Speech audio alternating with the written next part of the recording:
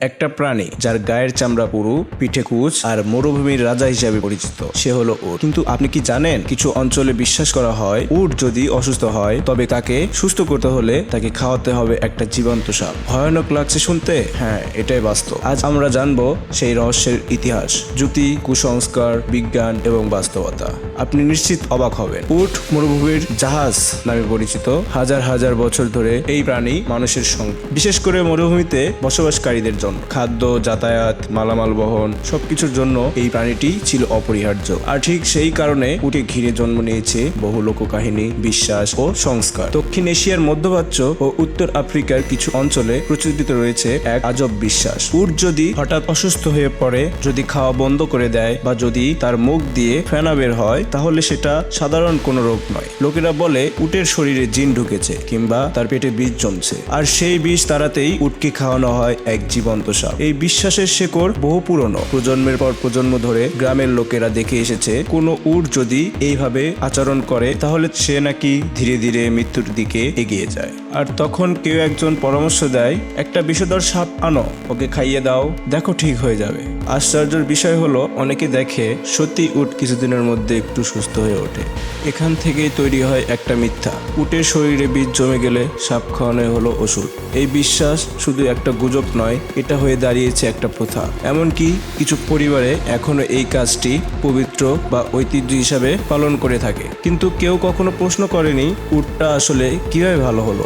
এটা কি সাপ খাওয়ার ফল ছিল, নাকি সময়ের সঙ্গে সঙ্গে নিজে নিজেই সে সুস্থ হয়ে উঠলো? অনেক সময় প্রাণী নিজের শরীরের রোগ নিজেই কাটিয়ে উঠতে পারে, আর আমরা মানুষ সেই ঘটনাকে বিশ্বাস বা মিরাকেল বলে ধরে নেই। তাতেই জন্ম নেয় লোকবিশ্বাস, আর সেই বিশ্বাসই পরিণত হয় অন্ধ কুসংস্কারে। এতক্ষণে আমরা জেনেছি উটকে সাপ খাওয়ানোর পিছনে আছে এক পুরনো লোকবিশ্বাস। কিন্তু বাস্তবে এই কাজটি দেখতে কেমন? কিভাবে উটকে জোর করে খাওয়ানো হয় সাপ, এবং এই প্রতিক্রিয়ায় কি ঘটে উট ও সাপ দুজনেরই জীবনে? এই দৃশ্য শুধু ভয়ঙ্কর নয়, হৃদয় বিদারকও। একদিকে সাপ, একটি বন্য প্রাণী যার কোনো দোষ নেই, অন্যদিকে উট যে নিজে থেকে কিছু বলতে পারে না। দুই প্রাণী এখানে হয়ে উঠেছে কুসংস্কারের বলি। আসলে বড়রা যেটা শিখিয়েছে আমরা সেটাই করেছি।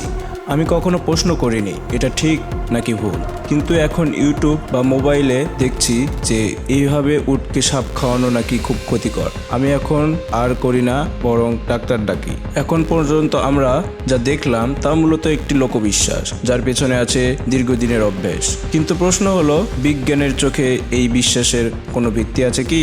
উট আসলে কেন অসুস্থ হয়? সত্যি কি তার পেটে বিষ ঢুকে যায়? আর সেই বিষ দূর করতে সাপ খাওয়ানো কতটা যৌক্তিক? উটের শরীরে কিছু জটিলতা মাঝে মাঝে এমন লক্ষণ তৈরি করে যেগুলো দেখে সাধারণ মানুষ বিভ্রান্ত হয়। উট যদি হঠাৎ খাওয়া বন্ধ করে দেয়, মুখ দিয়ে ফেনা বের করে বা বসে থাকে, তাহলে সাধারণত নিচের রোগগুলোই দায়ী হতে পারে। অনেক সময় বেশি শক্ত বা টক খাবার খেলে উটের পাকস্থলীতে গ্যাস জমে, এতে মুখ দিয়ে ফেনা বের হতে পারে বা চিবানো বন্ধ হয়ে যায়। দীর্ঘ সময় না খেলে বা নড়াচড়া কম করলে উটের পেটে গ্যাস জমে। এর ফলে উট অস্বাভাবিক আচরণ করে, বসে পড়ে, শ্বাস নিতে কষ্ট হয়। উট কখনো ভুলবশত পাথর, কাপড় বা অন্য কিছু খেয়ে ফেলে, এতে হজম বন্ধ হয়ে যায়, মুখ দিয়ে ফেনা, খাবারের অনীহা দেখা দেয়। এই সব রোগই চিকিৎসাযোগ্য।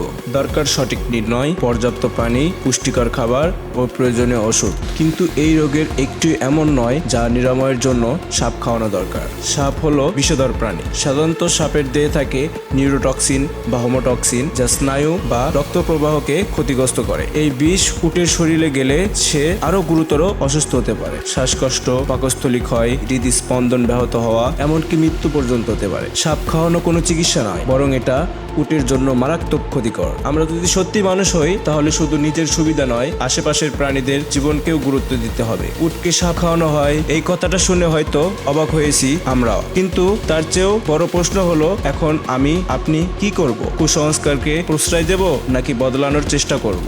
এই ভিডিওটি ভালো লেগে থাকলে একটি লাইক দিন, সাবস্ক্রাইব করুন আমাদের চ্যানেলটি, আর সবচেয়ে গুরুত্বপূর্ণ কমেন্ট করে জানিয়ে দিন আপনি কুসংস্কার মুক্ত সমাজ গড়তে কিভাবে অবদান রাখতে চান। আবার দেখা হবে নতুন কোনো তথ্য, গল্প আর মানবিক বার্তা নিয়ে। ভালো থাকুন, সচেতন থাকুন আর প্রাণীর পাশে থাকুন।